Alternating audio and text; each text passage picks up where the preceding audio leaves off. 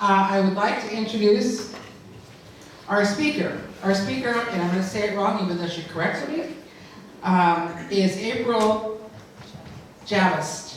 And she is with the Sacramento Library Foundation, and she is going to speak about their literacy project.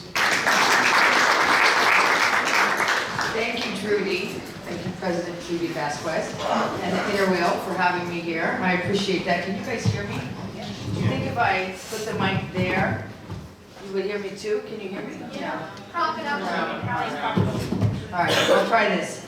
This is a busy little podium here, I have to say. So I was going to give a 2-hour talk, but I see it's kind of late. I should trim that down, so I'll do that. I'm April Javist. I'm from the Sacramento Public Library Foundation. I'm the executive director. I've been for almost 10 years, and I brought my colleague Natasha Roberts with me and my great niece Alyssa Butcher, because she should know about the Rotary, right? She should get people engaged, and so they're here with me to talk. And Shelley, thank you so much always for including us in the work that we do. So the Sacramento Public Library Foundation is 100% funded by private donations. We're totally separate from the library. They are 100% funded by government. So we're just different. I mean, they use our tax dollars right from our property taxes to fund our libraries, our 28 branches, and we are funded by private donations, our operations, and then all the support that we give to the library each year. Our mission is to enhance the library's ability to serve the community by raising private funds. So said in a different way, we give Sacramentans a chance and an opportunity to shape the direction of the library through their own philanthropy, right? These libraries belong to us, and your club, of course, knows that because you guys have helped with the children's area at the Fair Oaks Library, which I think is awesome, and we appreciate that support. But it's a chance for the community to have its imprint on the library, and libraries are ever-shifting and ever-changing places, and they're kind of in an interesting transition right now. And if you want to ask questions about that transition, I'm glad to help you out with that. Our goal as a foundation is to increase funds for children's literacy. You know, the library's got a lot of things it does. It's like Target, right? You can go buy anything there. So as a foundation that raises money, we had to focus on a singular thing in order to be successful and sustainable. And so we chose children's literacy. Why? Because who doesn't have a story about going to the library and getting their first ID and getting a chance to check out books for the first time and being really trusted with all those books and being trusted to come back with those books, right? That was a real coming of age for probably all of us here and all the kids who are having that happen for them today. It's a real rite of passage, that library, and that being trusted with a public resource. And so libraries are the center that is, I think, incredible, and it's a democracy center. There's no other place where everybody in this country can go, no matter who they are, no matter where they're from, no matter how much money they make, no matter what age they are, no matter what color they are. They can all go to the library and access the information, the stories, and the literacy opportunities available at the library. It's kind of an amazing institution that we have in our country, and I feel proud to be working on behalf of libraries. Yes, I like this questions right in the middle. Fantastic. That's fascinating what you just said. I love libraries too, but now you made me think, what kind of ID does somebody need to initially start to get their license with their green card person or something like that? Does anything work? I don't know the answer to getting a green card. I remember my ID. To getting your first library. I remember my first ID. It was yellow, pale yellow. They typed it, right? They had a little typewriter right there, and they typed it.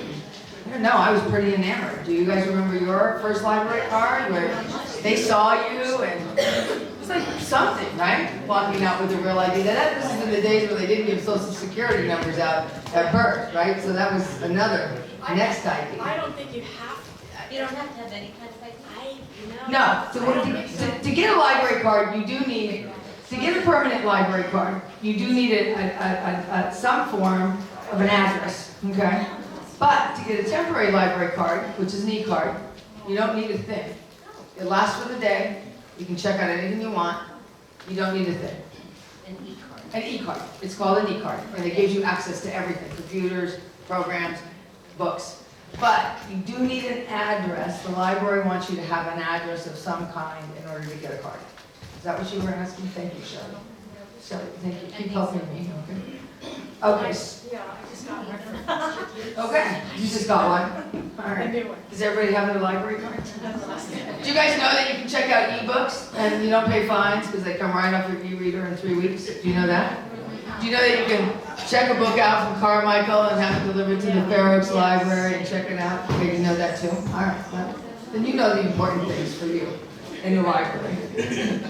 Today what I want to talk about is what the foundation is doing and the work that we're doing to make a difference for kids. So when I first got here, I'll tell you what I learned, because it was a down economy, was that all the programs that the foundation was supporting went right out the window with the down economy. Right out the window. So we'd fund some programs apparently, and then we'd expect the library to continue to fund them. So what do you think the library does in a down economy? They get rid of all the extras. So in my mind, what I needed to do was figure out how to create and structure an organization that could sustain the support that we're giving to the library every year, in good times or bad times, particularly bad times. You want to show up as a white knight in the bad times, not as, oh yeah, bummer, we all had a bad year. So figuring that out has been a large piece of the work that we've done. And we've done that through a couple of things, but mainly it's about endowment building. Building endowments is creating the support forever. That's what it does, and that's one leg of our strategy. But let me talk about the other 2 legs first. Leg 1 is summer reading. We are trying hard to raise more money and increase summer reading every year for the library. So when we started, the library saw about 6,000 kids signed up for summer reading. And the program was kind of loose. It was whatever anybody wanted it to be. It was designed to bring adults into the library. But here's some news. Not reading in the summer is one of the top 3 reasons that 2 out of 3 kids are not at grade level reading. Think about that. 2 out of 3 kids are not at grade level reading in our community. That's 220,000 kids in Sacramento. So summer reading, I thought, well, this is a no-brainer. The library could do something about this in a way that nobody can. So we started funding the library heavily. Right now, the library has 30,000 kids who enrolled in summer reading and 15,000 kids who finished. Finished means they read 5 age-appropriate books. That's what it takes to hold on to your skills in the summer. Kids need to read 5 books. Or they need to go to 5 national parks and read all the signs and, engage in all the activities. To the Inner Wheels book, a child who doesn't get these books in front of them, that doesn't get read to, is going to be 30 million words behind a child who does by the time they're 3 years old. Wow. You hear that? 30 million words. That's the difference in what a child who's being read to in a fairly stable, library-friendly household will hear. And that kid who doesn't have family, who's reading to them, and doesn't understand the importance of it, or maybe is tired and can't afford the books, and there's a million reasons that that kid's not getting there. But let's not blame the parents. Let's find another solution, because they're 30 million words behind at age 3. And we're all competitive, right? So we know. We all look at each other and we know how good we are and how bad we are next to the other one, even when we're 3 and even when we're 4. Those kids, they know. They walk into that classroom for the first day. Can you imagine it? They're dying to go to school. They've been left out of all that stuff, right? Because their parents can't afford it. And they get there and they find out, dang it, they're behind. And they don't even know how they're going to catch up. Think about that. Think about that kid. How many years are they going to be behind before they just give up? So we're trying to get in front of that as a foundation. And we think we can create a platform where everybody can learn to read. And we think we can do that by bringing everybody together. We don't want to invent any wheels either. How tiring is that when we all have these organizations that pop up and pop up? So we're trying to bring everybody together in the Walk for Literacy. We're trying to get people to say one message. And we're trying to get everybody to give to the center so that we can turn around and give that money back to nonprofits who are doing something about the problem. So far, we've had 3 years, and we're giving away $30,000. So it's not a lot, but it's something, and our promise to the community is staying steady. We're giving that money right back. We're a fiduciary for this, and we partnered with Teach for America and 916 Inc. You might have heard of each of them. And we're working together to try to bring everybody together so that we're not redundant. Now, we just applied to that end to get a literacy map. And we did it because, first of all, I keep saying, well, where are we? And where aren't, you know, where is everybody? What schools, what communities, where are the kids that we're reaching? Who's in summer reading, who's not? So we're building a literacy map. Golden One gave us a grant. We're going to build that map. We're going to have all that information right there. We're going to create an annual report card that's going to tell us where we're at. And compatible to that, and you guys will like this, is that we're going to have a volunteer portal because Rotarians and others want to volunteer for literacy things, but they don't know quite where to go. So the 5180 Club is going to put that portal on their website as well, on their literacy page, so that Rotarians can connect to it. We're going to have it on our pages, and we're going to try to get everybody to put it on theirs. We're going to try to get one literacy community. We have 220,000 kids not at grade level. And let's face it, that's going to impact everything. Because we don't have jobs that are around anymore for people who can't read. You've got to have that little device and you have to read. And these days, in our democracy, you've got to read a lot. Who isn't getting up in the morning and reading the newspaper every morning to see what's going on? Everybody. So imagine if you couldn't read, the kind of where you'd be at, right? So reading is really mission critical. And we're on it. Now, we're also building endowments to secure summer reading in Sacramento for all time. Because we're going to have a lot of summer reading year over year if we're going to solve the problem. So that's what we're doing right now. We're in the silent phase, and anybody who wants to talk to me about that and feels like this is their issue, I would love to talk to you about that. The other thing that we're doing, I mean, we're right now, we're trying to get ourselves out there. We are a 3-person staff, so we're tiny. We give the library somewhere between $300,000 and $500,000 a year, so it's not enough, right? The library's budget is $43 million, but we don't give it to operations. We give it to programs, and we get results, and we have accounting. We have reports that we get from the library, and so there's a lot of accountability there. And believe me, that's taken a lot of effort to get all of that in place.